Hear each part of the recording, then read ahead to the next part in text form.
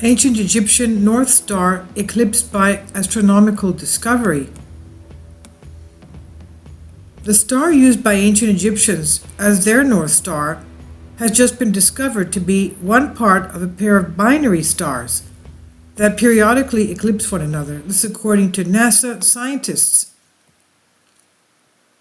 The team's astronomical findings were published October 31st, 2019 in the research notes of the American Astronomical Society, AAS. Using NASA's Transiting Exoplanet Survey satellite tests, astronomers found that from Earth's perspective, Thuban and its fainter companion star pass in front of each other every 51.4 days at an average distance of about 38 million miles apart.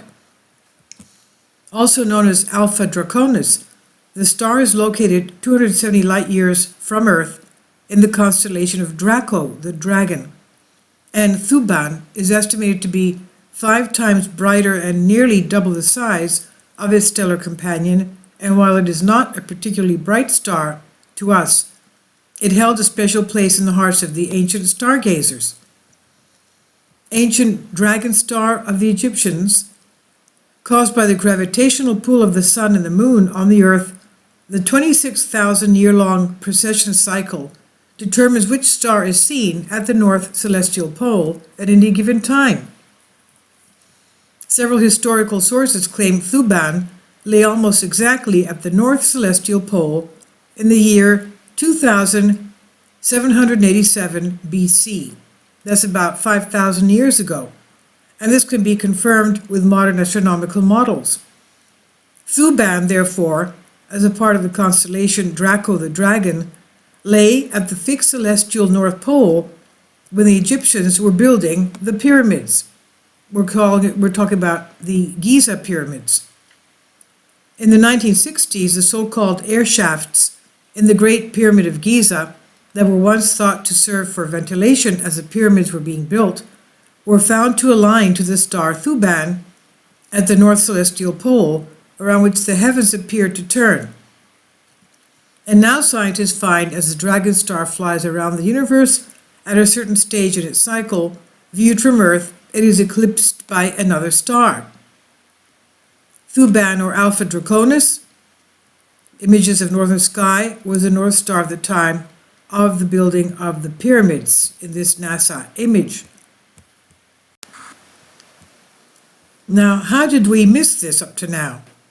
In a NASA statement, a scientist, Dr. Angelika Koszowska, a postdoctorate researcher at Villanova University in Pennsylvania, says the first question that comes to mind is, quote, "How did we miss this?" end quote. And proposing an answer, she said that the eclipses only last 6 hours, so they are easily missed. And furthermore, the star is so bright, the detectors on NASA's Kepler Observatory would have been saturated, masking the eclipses. Using tests, the stellar's pair brightness was tracked for 27 days at a time, revealing that Thuban and his companion are amongst the brightest eclipsing binaries, which are pairs of stars that pass in front of one another, but neither star completely concealing the other, the astronomers said in their statement. And it is obvious by observing these eclipses that astronomers hope to get a more accurate measurement of the mass and the size of each star. Precession targeting takes time. Discovering eclipses is a well-known, bright, historically important star, highlights how TESS impacts the broader astronomical community. This is what Paddy Boyd of the TESS project scientist at NASA's Goddard Space Flight Center explains. In this case, the high-precision TESS data can be used to help constrain fundamental stellar parameters at a level we've never before achieved, said NASA scientist, whose forefathers in the ancient world regarded eclipses as powerful omens that foretold death and destruction.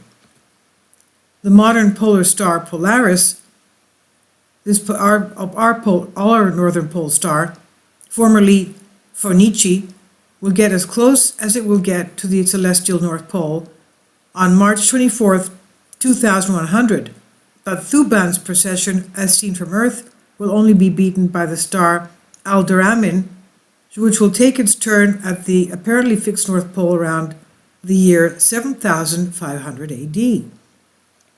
This article, Ancient Egyptian North Star Eclipse by Astronomical Discovery, was originally on Ancient Origin and is published here under Creative Commons on Collective Spark by Steve McCalmy.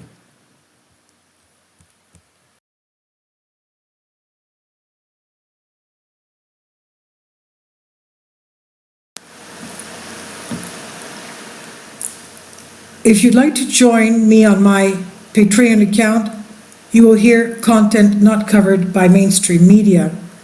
These riveting stories will be based on my research, and I will state my opinions and give my personal insight on diverse and controversial subjects and world events not covered by mainstream media, and not supported by YouTube guidelines.